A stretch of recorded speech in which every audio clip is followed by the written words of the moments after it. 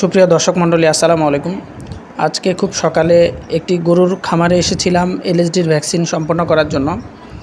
যারা গরুর ফার্মিংয়ের সাথে জড়িত আছেন তারা অবশ্যই জানেন যে শীতের সময় একটি রোগ সবচেয়ে বেশি থ্রেটেন খামারিদের জন্য, সেটা হচ্ছে এলএসডি, যেটাকে লাম্পি স্কিন ডিজিজ বলা হয়। তো এটা হচ্ছে একটি ভাইরাস রোগ। এটা অনেক জায়গায় এটাকে লাম্পি রোগ বলা হয়, কোথাও বসন্ত রোগ বলে মানুষ চিনতে পারে।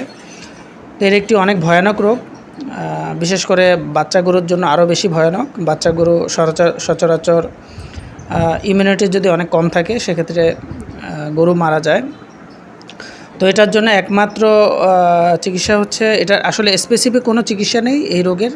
তো এই রোগের জন্য বাঁচার জন্য, গরুকে সুস্থ রাখার জন্য, এই রোগ থেকে পরিত্রাণ পাওয়ার জন্য অবশ্যই এই রোগের ভ্যাকসিন সম্পন্ন করতে হবে। ধন্যবাদ সবাইকে।